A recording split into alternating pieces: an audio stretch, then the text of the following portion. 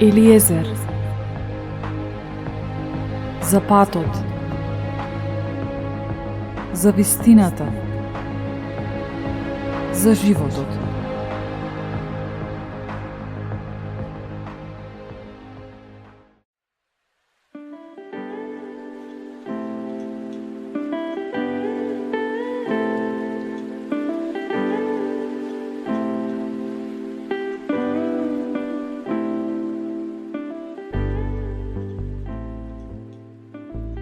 Почитувани слушатели на Елиезер, добре дојдовте во новото издание кое го посветувам на борбата со нашите негативни мисли, навики и однесувања. Мислите кои се зли, нападни, мисли кои вознемируваат и кои се обидуваат да го заземат нашиот умствен простор, односно да го обседнат нашиот ум, како и сите лоши навики кои не водат кон губење, трошење на деновите, месеците, ако не и годините од животот. Прашањето е како да се ослободиме од негативните мисли.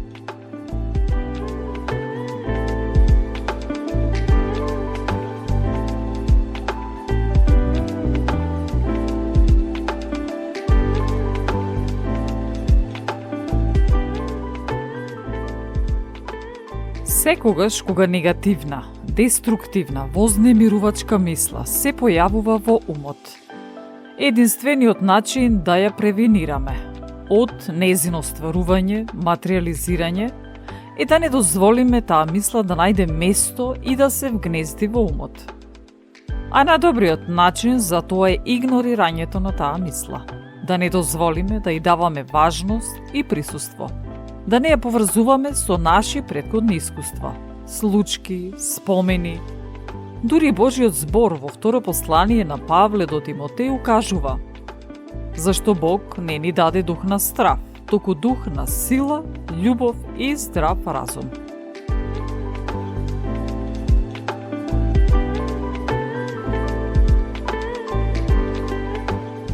Доволно е да бидеме свесни за присуството на таа мисла, дека постои, но не и даваме простор да пушти корен во нашиот ум.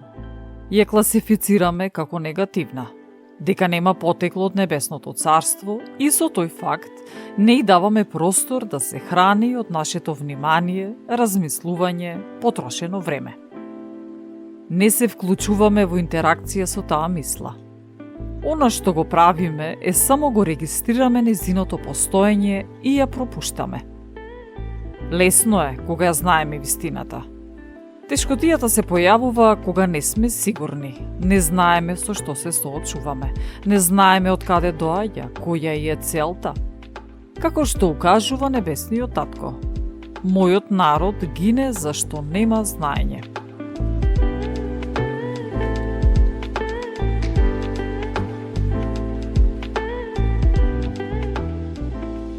Затоа апостол Павле во првото послание пишува: бидете му послушни на Бог, бидејќи сте негови деца. Немојте да им се препуштате на вашите поранешни страсти од времето кога живеевте во незнаење. Напротив, бидете свети во сите своји постапки, бидејќи вие сте Божји избраници, а тој е свет.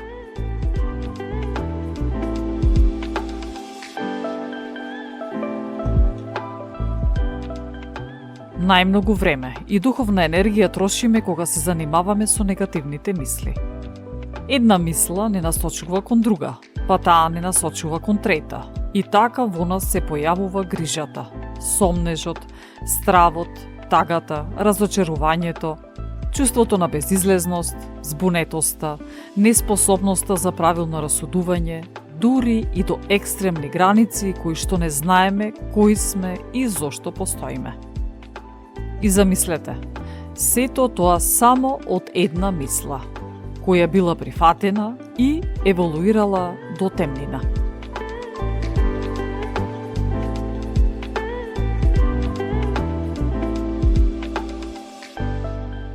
Исус Христос јасно укажува на оваа вистина. Имено, во Евангелие според Матеј, 5 глава, Исус говори: сте слушнале дека на старите им било речено: не прељубодействувај.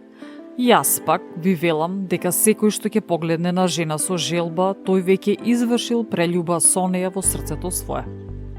Ако те соблазнува десното око, извади го и фрли го од себе, зашто подобро ти е да погине еден дел од твоето тело, отколку целото да биде фрлено во пеколот.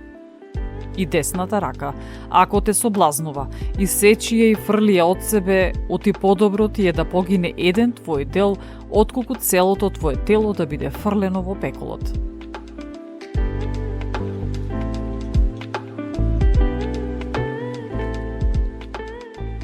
Зарем овие зборови не се вистинити? Зарем не е така? Каде може да не однесе една погрешна мисла? Ѓаволот е вешта во примамувањето, во измамата. Зарем не е најчеста мислата? Што ќе биде од еднаш? Само еднаш ќе пробам. Ќе украдам само еднаш. Зарем не му рече ѓаволот на Исус за сите царства на светот? Сето ова ќе ти го дадам, ако паднеш и ми се поклониш. Човек треба да се поклони само еднаш. Согласноста се дава само еднаш. На тој начин даваме дозвола. Целта на негативната мисла е да обезбеди дозвола за нејзино постоење во иднина. Негативното креира негативно. Тоа што сееме, тоа и ќе жнееме.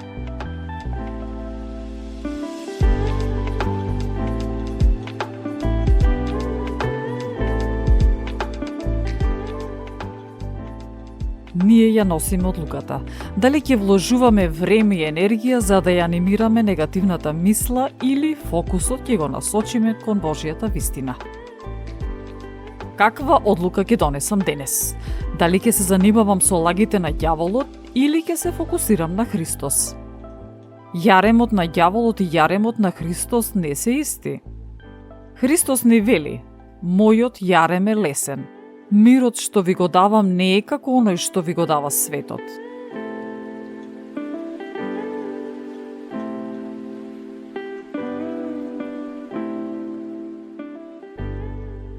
Ѓаволот знае дека доколку времето и духовната енергија ги посветиме на нашата врска со Исус Христос, тој ќе нема власт над нас и дека битката веќе ја изгубил. Неговата цел е битката да ја водиме сами. Исус Христос е дециден. Ништо не можете да направите без мене. Клучот е во осознавањето на оваа вистина. Не по случајно стихот во послание до Ефесијаните гласи: се можам преку Исус Христос кој ми дава сила. А во псалмите стои: секогаш го гледам Господ пред себе, тој е од мојата десна страна за да не се поместам. Затоа се развесели срцето мое и се возрадува јазикот мој. И телото мое почива во надеж. Зашто ти, Господи, не ја оставаш душата моја во адот и не дозволуваш да види распаѓање. Ти ми ги покажа патиштата на животот, ти ме исполнуваш со радост преку лицето свое.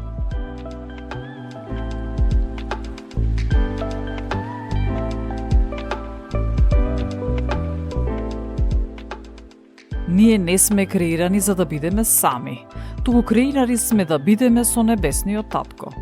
Целта на фокусирањето на Божиот збор, на Христос, е да не ја храниме мислата испратена од ѓаволот. Затоа Исус му одговори на ѓаволот: напишано е, не само од леб ќе живее човекот, туку од секој збор што излегува од устата на Бога. Сѐ што се случува во нашиот живот не се случува одеднаш. Мора да постои некое посеано семе, кое резултирало негативно.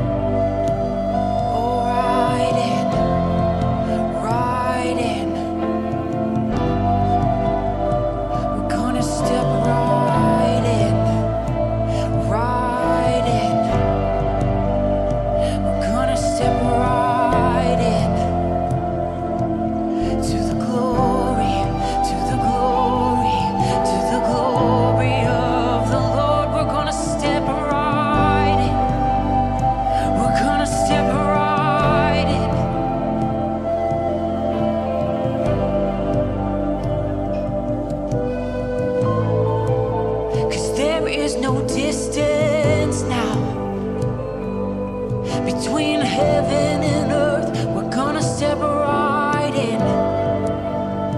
'Cause there is no distance between heaven and earth. We're gonna step right in, right in. We're gonna step right in.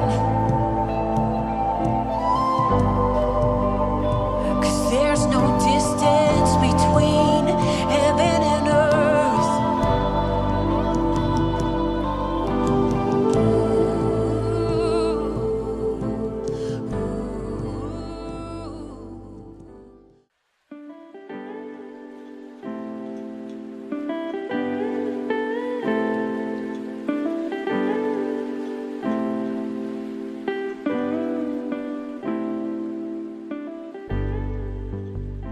Колкава е желбата да се промениме, дали сакаме помош од Небесниот Татко.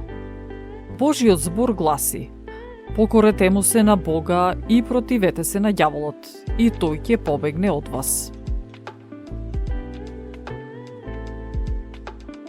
Кој е единствениот начин за да го нападнеме ѓаволот? За да го одговорам ова прашање, ќе поставам неколку подпрашања. Што направи Исус Христос за нас? Не откупи, нели? Што добивме со тоа? Ние сме синови и ќерки на Небесниот Татко. Во посланието Ефесијаните 2:6 е напишано: заедно со Исус Христос Бог не воскресна и нас и ни даде место на небото, веднаш до Исус, затоа што сме во единство со Него. А зарем во Псалм 91 не пишува: ти кој живееш под покрив на Севишниот, што се одморуваш во сенката на Содржителот, речи му на Господа: прибежиште мое, тврдино моја, на кого се надевам? Зашто тој ќе те ослободи од примката на ловецот, од гибелниот помор. Ќе те заштити со своите крилја, ќе се засолниш под неговите крилја. Неговата вистина е штит и закрила.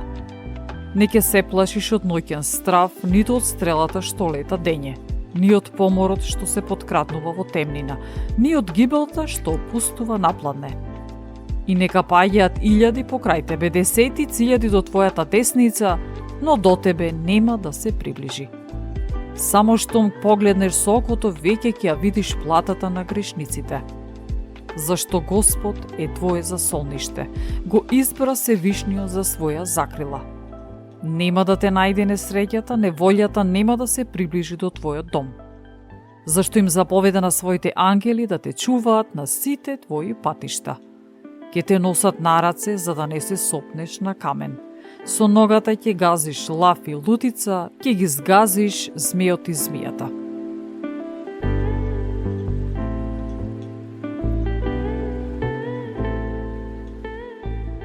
Со ова вистина го напаѓаме ѓаволот. Тој не влече во неговата мрежа, онаму каде што тој доминира. Нашата задача е ние да го напаѓаме од нашата небесна сфера. Во истото послание, 6 глава е напишано: подсилувајте се во Господа и во силата на неговата моќ. Облечете се во сето оружје Божјо, за да се одржите против ѓаволското лугавство. Оти нашата борба не е против крвта и плотта, туку против началствата, против властите, против светските управители на темнината од овој век, против поднебесните духови на злобата. Поради тоа, примете го сето оружје Божјо, за да можете да се браните во лош ден, да откако ќе победите, да се одржите. И така стојте, откако ќе се опашете со вистината и ќе се облечете во оклопот на правдата. И нозете да ви бидат обуени во приправност, за да благовестите мир. А над се, земете го штитот на верата, со кој ќе можете да ги угаснете сите вжештени стрели на лукавиот. Земете го и шлемот на спасението и духовниот меч, кој е Словото Божјо. Со секаква молитва и прозба молете се со духот во секое време и грижете се за тоа со постојанство и молба за сите светии.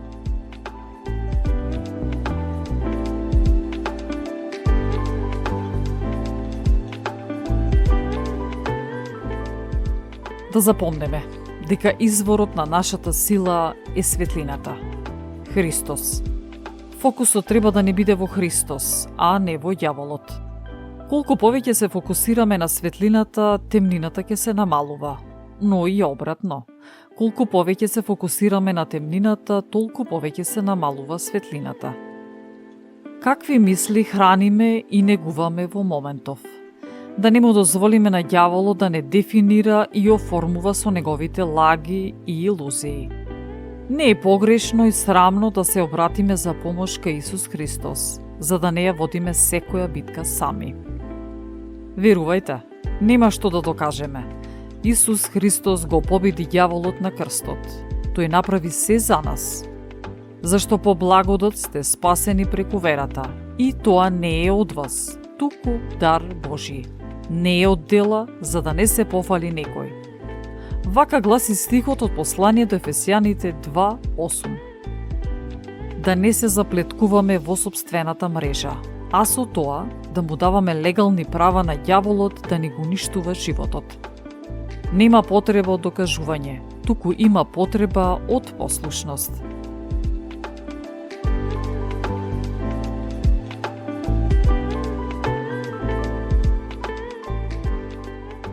Важно е да знаеме кои сме ние, кој ни е авторитетот и што треба да направиме ние. Да не трошиме духовна енергија на нешто што е веќе сторено. Да не дозволиме гордоста да не одведе во погрешен правец, мислејќи дека се можеме сами. Со таков концепт на размислување, губитници ќе бидеме ние. Не туку така Исус Христос е спасителот. Ако можевме ние сами да се спасиме, ќе немаше потреба од спасител. Целта на ѓаволот уште од самиот почеток беше да не оддели од небесниот татко. Затоа и со такви мисли ја нападна Ева. Ако каснеш од ова овошје, ќе можеш да живееш без Бога. И ете, гледаме што се случи преку прифаќањето на таа мисла.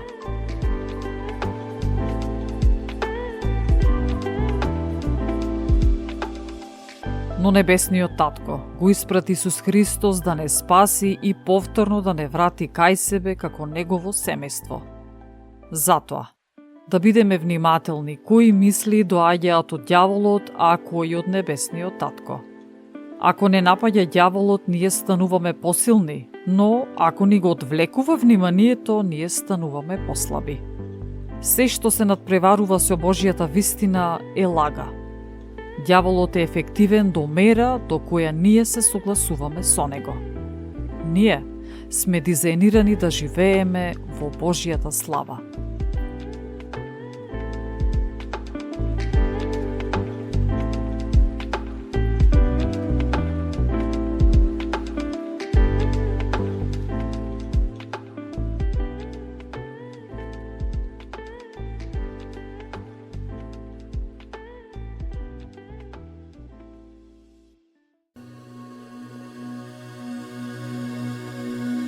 Почитуван слушателу, имам прашање за тебе.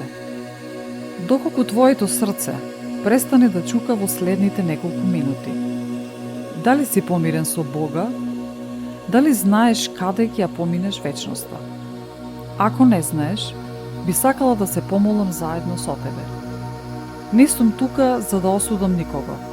Тука сум да ти помогнам да го пронајдеш новиот почеток. Знам дека ова доаѓа само од личниот однос со Исус Христос.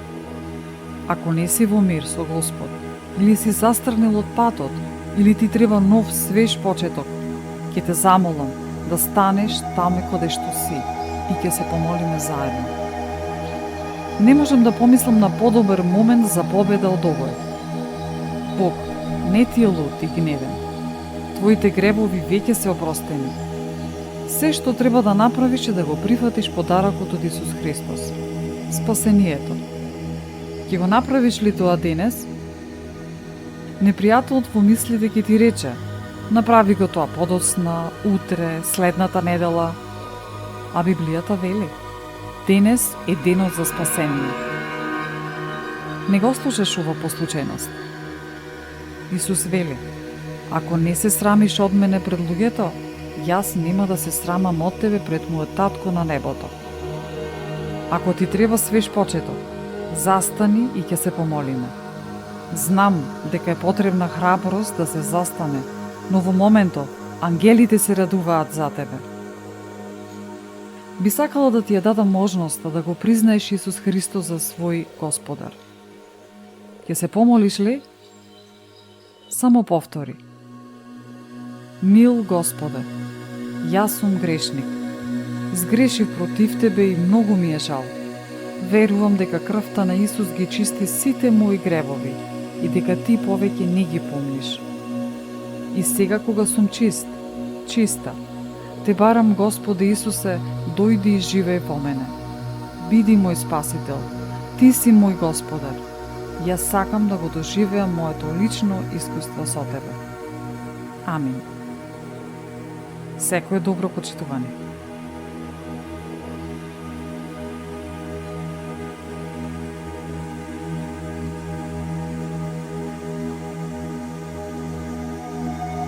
Ја следевте емисијата Елиезер со Елена Ѓурѓевска-Костадиновиќ.